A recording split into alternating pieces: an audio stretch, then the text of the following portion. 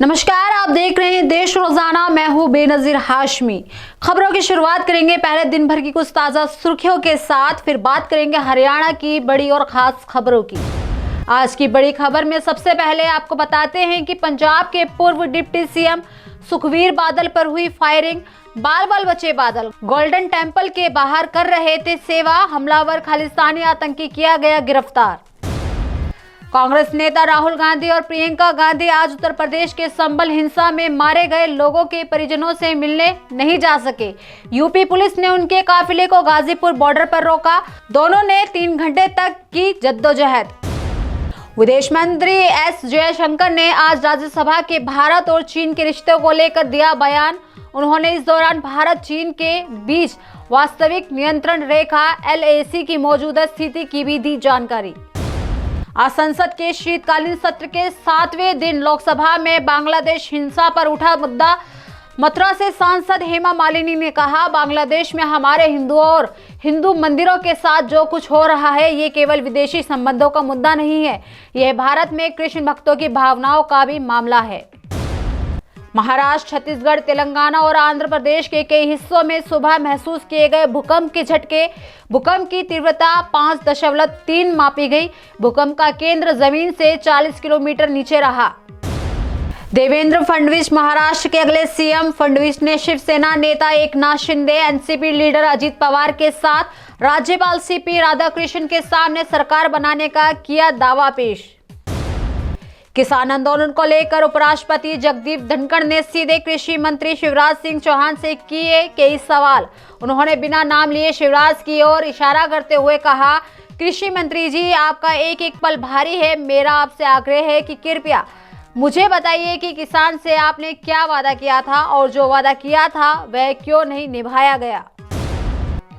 वहीं बात करते हैं शेयर बाजार की, तो सेंसेक्स 110 अंक चढ़कर 80,956 पर बंद। वहीं निफ्टी भी 10 अंक की तेजी से रही। बैंकिंग और रियलिटी शेयर चढ़े।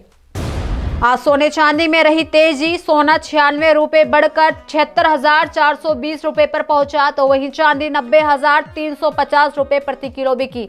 लेकिन आप कैरेट के हिसाब से देखें सोने के भाव। तो ये थी दिन भर की ताजा सुर्खियां। अब बात करते हैं हरियाणा की बड़ी और खास खबरों की। अब हरियाणा में परिवहन व्यवस्था को दुरुस्त करने के लिए पुख्ता इंतजाम किए जा रहे हैं। इसी क्रम में अब हरियाणा के सभी बस अड्डों पर दिव्यांगों के लिए व्हीलचेयर रखी जाएंगी। दरअसल ये फैसला इसलिए लिया गया है ताकि दिव्यांग लोगों को परिवहन संबंधी असुविधाओं का सामना न करना पड़े। इसके साथ ही रोडवेज बेड़े से खटारा या खराब बसों को भी हटाया जाएगा। आपको बता दें कि परिवहन मंत्री अनिल विज ने अधिकारियों के साथ बैठक में निर्देश दिए हैं। साथ ही ये भी बताते चले कि परिवहन मंत्री अनिल विज ने कहा कि प्रदेश के संचालित सभी बसों का गहन निरीक्षण किया जाए। उन्होंने कहा कि जो बस खराब अवस्था में है उन्हें तुरंत प्रभाव से सेवा से हटा दिया जाए। दिव्यांगों के लिए हर बस अड्डे पर व्हीलचेयर की उपलब्धता सुनिश्चित करें ताकि उन्हें यात्रा में कोई असुविधा ना हो। हरियाणा के पूर्व मुख्य सचिव TVS सेन प्रसाद अपनी सेवानिवृत्ति से पहले जाते जाते एक बड़ा खेल कर गए हैं। दरअसल उन्होंने राज्य सरकार के मुख्य सचिव के पे स्केल में सेवानिवृत्त होने वाले IAS अधिकारी की सुविधाओं के लिए ऐसा पक्का इंतजाम कर दिया है जो सरकारी खजाने में वित्तीय बोझ बनने वाला था।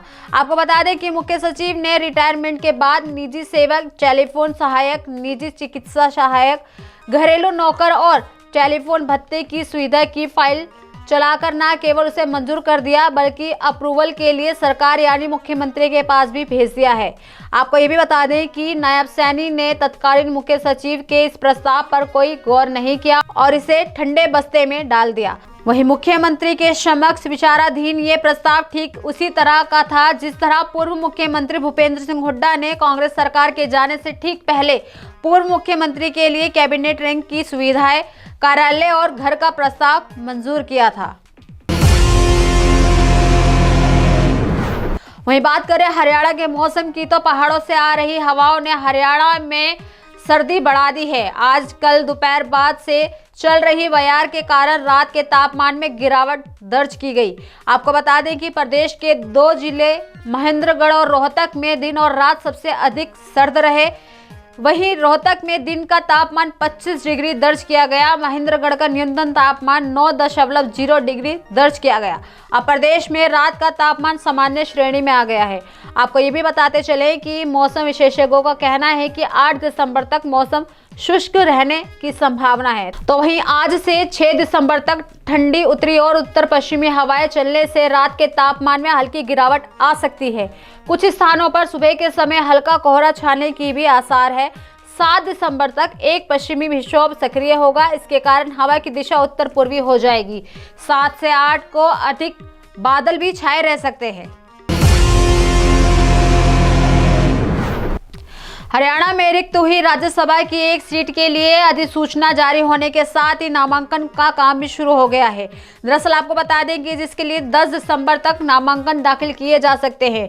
साथ में ये भी बता दें कि कृष्णलाल पंवार के इसराना से विधायक बनने के बाद खाली हुई सीट पर उपचुनाव के लिए IAS अधिकारी अशोक कुमार मीणा को निर्वाचन अधिकारी और विधानसभा उप सचिव गौरव गोयल को सहायक निर्वाचन अधिकारी नियुक्त किया गया है। 17 अक्टूबर को कैबिनेट में हुए थे शामिल। पंवार ने विधायक बनने के बाद 14 अक्टूबर को राज्यसभा की सदस्यता से इस्तीफा दे दिया था। ये भी बता दें कि इसके बाद 17 अक्टूबर को वह नायब सरकार में कैबिनेट मंत्री बन गए। कृष्णलाल पंवार का बतौर राज्यसभा सदस्य कार्यकाल 1 अगस्त 2028 तक था। इसके कारण अब तक सीट के लिए उपचुनाव कराया जाएगा, जिसके लिए 11 दिसंबर को नामांकन पत्रों की जांच के बाद 13 दिसंबर तक नामांकन वापस लिए जा सकते हैं। तो ये थी दिन भर की कुछ ताजा सुर्खियों के साथ हरियाणा की खास खबरें। कल फिर होगी मुलाकात ऐसी ही खास खबरों के साथ। तब तक के लिए बने रहिए हमारे साथ और देखते रहिए देश रोजाना। नमस्कार।